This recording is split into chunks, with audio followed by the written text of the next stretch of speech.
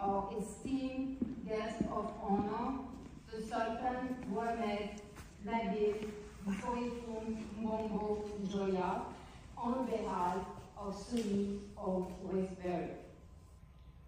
While our time together is short, please know, Your Majesty, that our interest in your perspective as the ruler of a kingdom that can be traced back to the Renaissance period is immense. So with your permission, let's begin. Your Majesty came to the US for university, and now this is your first visit since becoming the Sultan of the Bamoun. Please tell us what you are hoping to accomplish during your visit.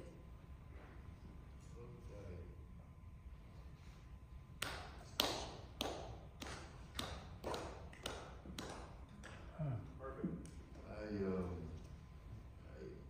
want to start with expressing saying that I'm very thankful to be here, very honored to be able to share the Bamoun traditions with you. And I've been here for a visit. On the traditional side, I came to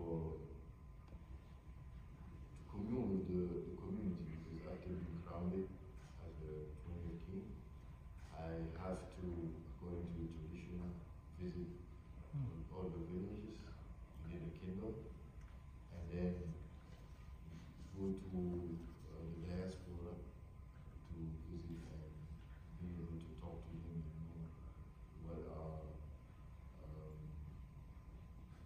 the rules for me, what they think and do.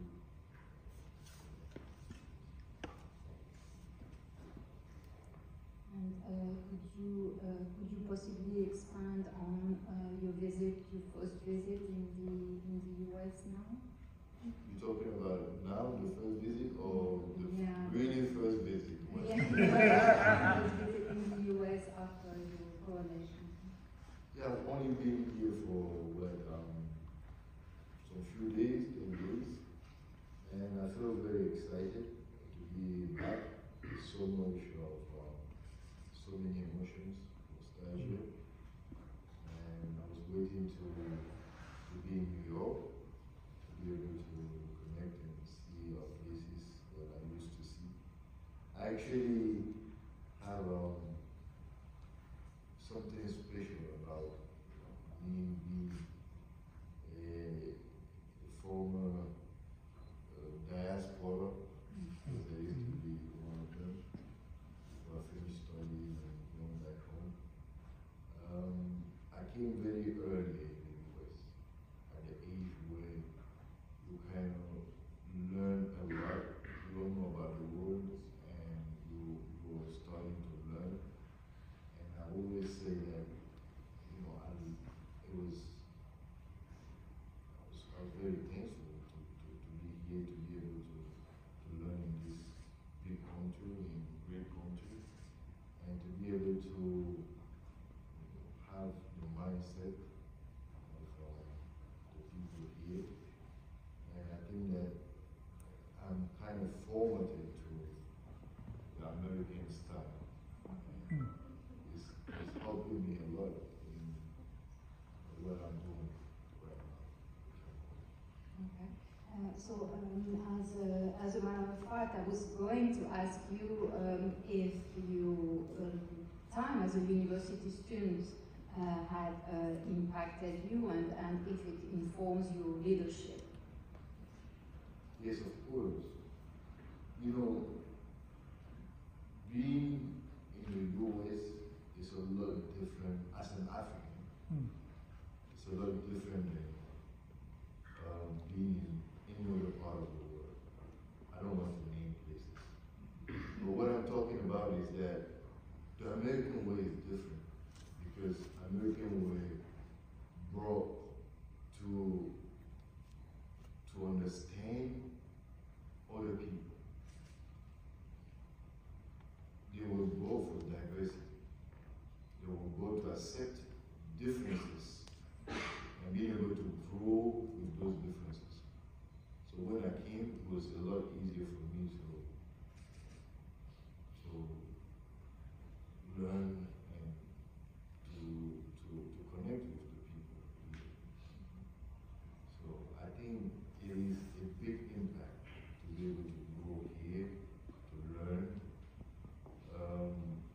desire, the mindset is a lot different. People are more forward in the way they do things. They will look for the result. Whereas in many of the culture, there is a lot of diplomacy, the way you have to stand, the way you have to try to talk, you have to say this. And yes, it's helping me a lot. And I was here in the US doing telecommunication, like it was mentioned, with a minor in social justice.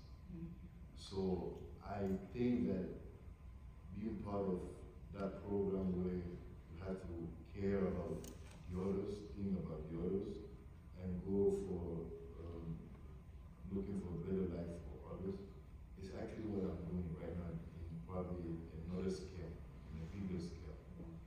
And I actually have one of the touchiest story about that.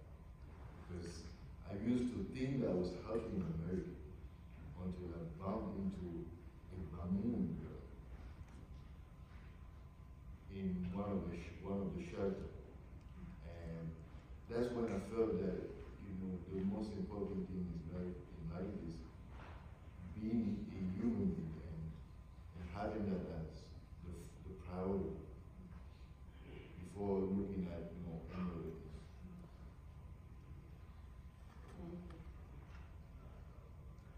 And as Dr. Sanz reminded us, your illustrious ancestor, the Sultan Ibrahim Joya, invented a script for the Bamoun language at the turn of the 20th century. Could you please describe its historical and current importance? All right, I always try to bring people back into the context where King Joya, the 17th, was forced, maybe not forced, but thought about creating a script. It was at the time where colonialism was very strong. And I found out that Africans and Bamoun people were very attached to their culture. So it was very difficult for them to switch, to change them, to implement their way of doing, because they were very attached. So they started, in order to be able to understand what was going on in the city, to bring some of the Bamoun people out to their country, to teach them their language, and use them as spies, so that they can be around the society and tell them stories, tell them, updating them about what was going on in the city. So facing that, King Joya thought about creating a language that was only spoken within his entourage and the people that would be trusted. And it was the way to fight that colonialism, which is something very important, because when they tell African stories, they don't tell it the right way. The first targets are kings, because you all read everywhere that kings were the one, trading people with goods and all of that. But we haven't had a chance as Africans to write our own story. We only read our story written by other people. You can imagine that being the case in the Bamoun kingdom? Yes. A king was fighting for the preservation of his culture and the preservation of his people.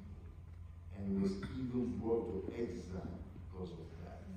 Because he kept, thinking about how to fight that in a more thoughtful way, more in a smart way. And they found out about that. And they decided to exile him to Madagascar. And while they kept him in Yaoundé, waiting to transfer him, he passed. Okay, so the script as a form of anti-colonial resistance. This is fascinating. Your esteemed father built a new museum in 2018. Tell us, please, about its importance to the Bamoun themselves, and also importance of the design and symbolism on the building. Have you been in Fuba? No, not yet. So